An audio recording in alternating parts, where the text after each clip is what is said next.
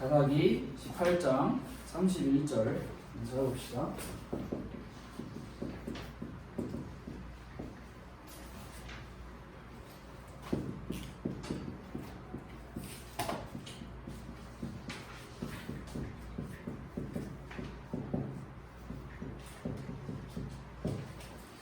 우리 사사기 18장 31절 말씀을 한 목소리로 같이 큰 소리로 읽어봤으면 좋을 것 같은데 천천히 찾아보세요. 18장 제일 끝절 31절 우리 한 절만 같이 살펴보려고 합니다. 세훈이 이미 찾았네. 빠르네. 형님이 찾았어요?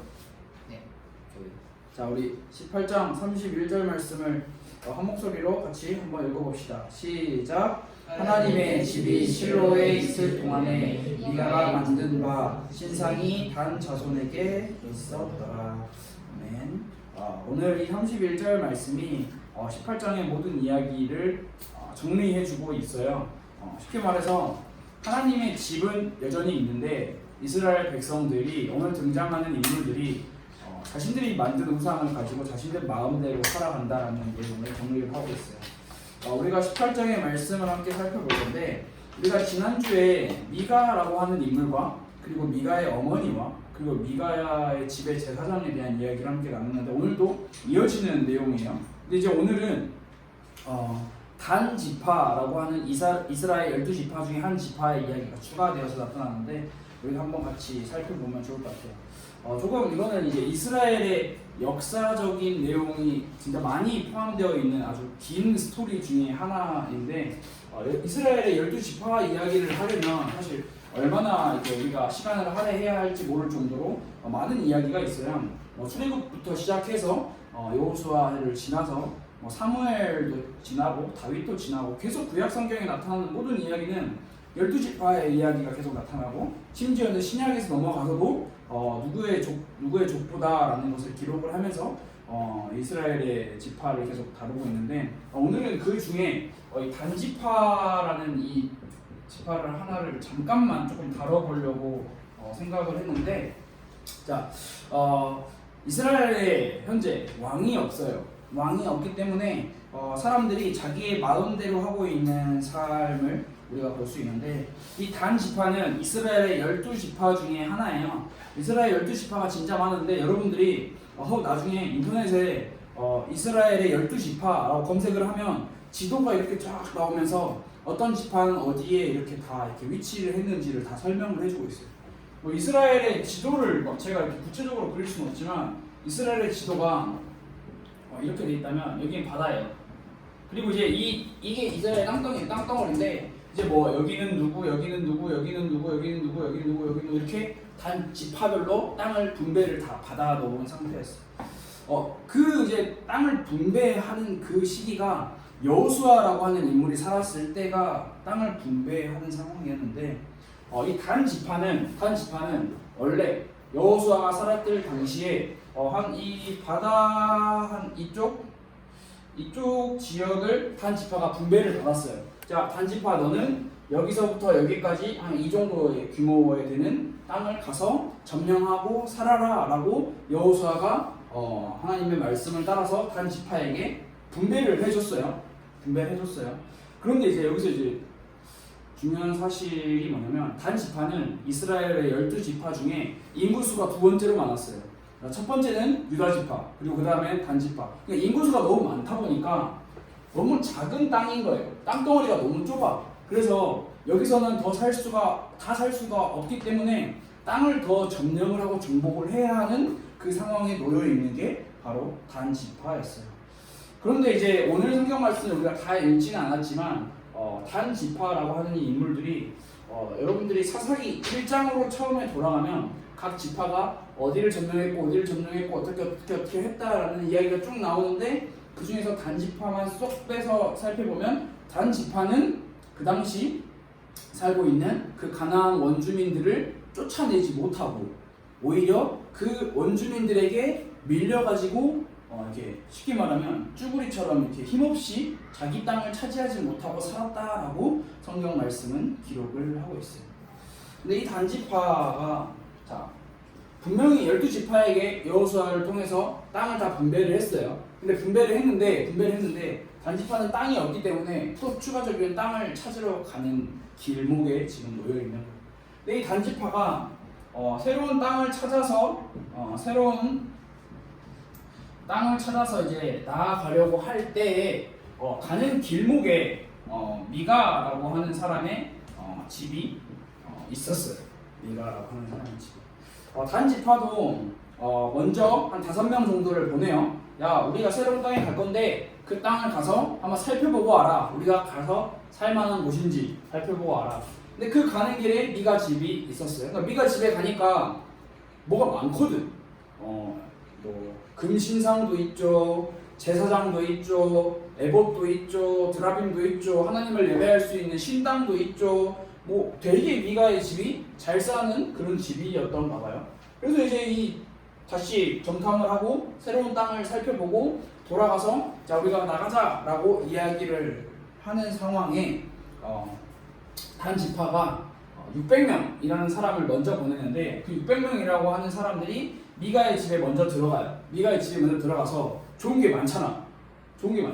근데 단지파는 가진 게 없거든. 땅덩어리도 뺏기고 뭐 내 땅도 없이 아주 어렵게 살고 있었거든. 그러니까 미가의 집에 가서 미가의 집에 있는 뭐 에봇, 드라빔, 신상, 신당 그리고 심지어는 미가의 집에서 일하고 있던 레위인 제사장까지 뺏어서 뺏는 건 아닌데 가져가서 이제 여기로 가게 되는 거예요. 미가의 제사장이 미가의 집에서 일을 하고 있었잖아요. 쉽게 말하면 페이를 받고 일을 하고 있었어요. 근데 이제 단 지파가 이야기를 하는 거예요.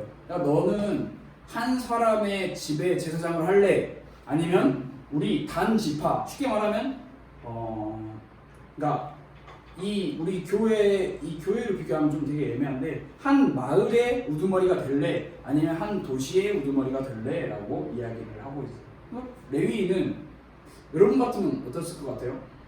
혹하잖아요. 레위인도 혹해서 가요.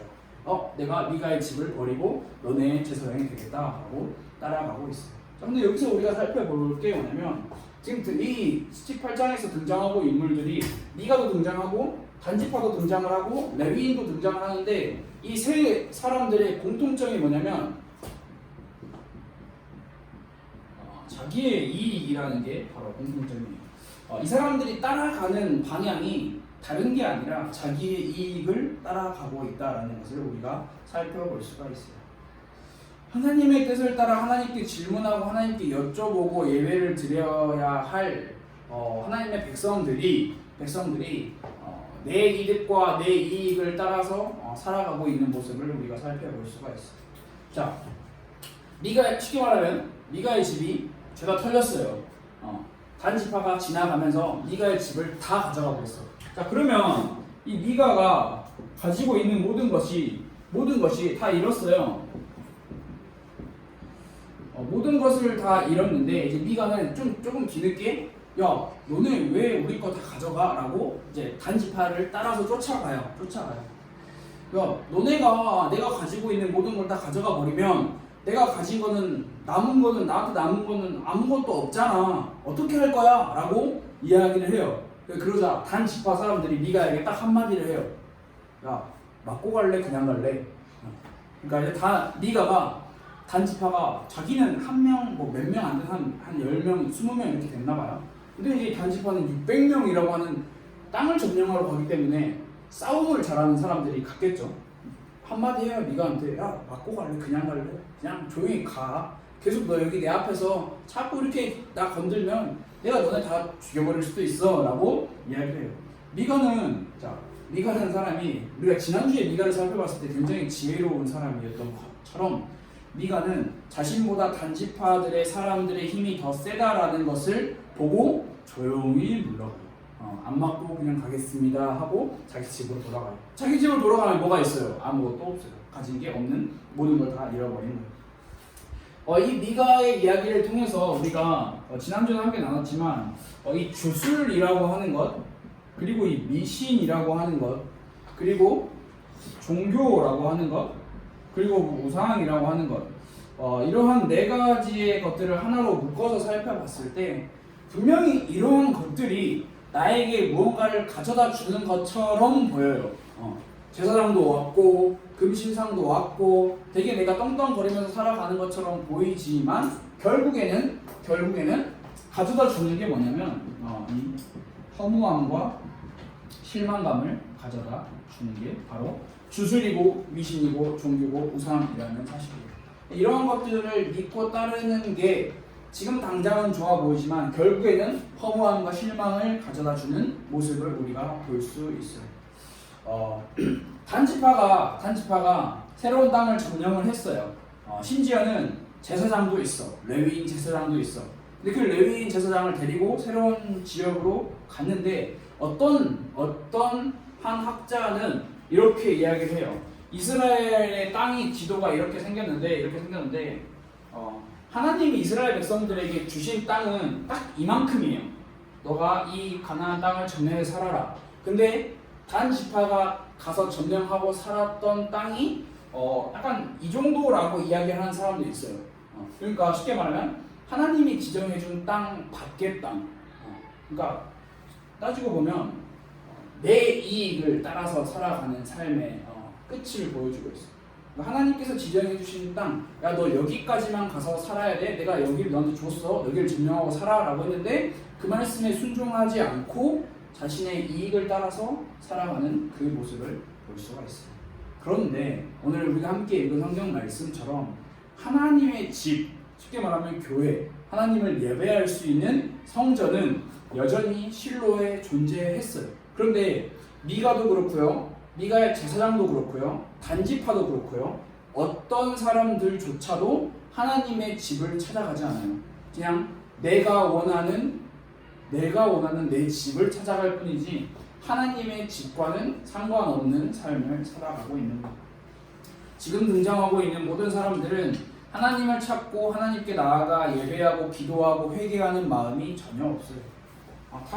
모두 다 자기의 이익을 따라서 살아가고 내 마음대로 살아가고 있는 모습을 우리가 함께 살펴볼 수 있어요. 자, 여러분, 하나님과의 관계 회복이라는 제목인데 하나님과 관계 회복을 하려면 어떻게 해야 될까요? 질문. 하나님과 관계 회복을 하려면 어떻게 해야 될까요? 성경에서 말하고 있는 하나님과의 관계 회복이 방법이 뭘까요? 그리고 이 성경에서 오늘 등장하고 있는 단지파도 미가도 그리고 미가의 제사장도 하지 않았던 방법이 뭘까요? 그 방법을 전체적으로 크게 통합하면 예배예요. 예배. 그 누구도 이 사사기에 등장하는 그 누구도 하나님을 예배하지 않았어요. 오직 자기의 마음만 섬기고 마음만 챙기는 모습을 우리가 살펴볼 수 있는데 저는 하나님과의 관계 회복에 대한 정답이 있다면 기도라고 생각을 해요. 기도 생활. 자, 여러분들께 질문을 하나 해볼게요. 여러분은 혹시 이번 주 일주일 동안을 살면서 그리고 지금까지 일주일을 살면서 얼만큼의 기도의 시간을 가지고 있어요? 솔직히 양심적으로 나는 일주일에 한 번은 기도한다. 한 번도 안 해요? 너무 많이 와서 한 번은 좀 약하구나. 얼마큼 올려야 될까? 일주일에 한 5번은 기도한다. 오케이. 나 일주일에 10번 이상은 기도해요? 나 기도해요. 10번 이상은, 그러니까 10번 이하는 안 한다는 거죠. 최하가 10번이라는 거잖아. 자, 그러면 조금 더 디테일하게 한번 파고 들어봅시다. 일주일 너무 길고, 하루에 24시간 동안에 나는 기도를 얼마나 하고 있을까? 이거 분량으로 한번 생각을 해봐요, 여러분들이.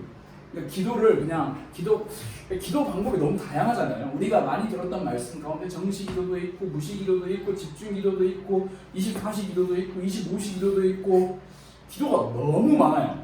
자, 좋아요. 근데 제가 여러분들에게 제안하고 싶은 기도는 뭐냐면 딱 자리를 정해놓고 그리고 시간을 정해놓고 그리고 나 지금 기도해야지 하고 앉아서 하나님으로 시작해서 예수님의 이름으로 기도합니다. 아멘으로 끝나는 그 기도를 여러분들이 이야기하고 있는 거예요. 기도 지금도 하죠. 여러분 다 지금 기도하고 있잖아요. 그렇죠? 기도하고 있잖아요. 계속 그 무시기도 계속하고 집중기도 계속 하잖아요.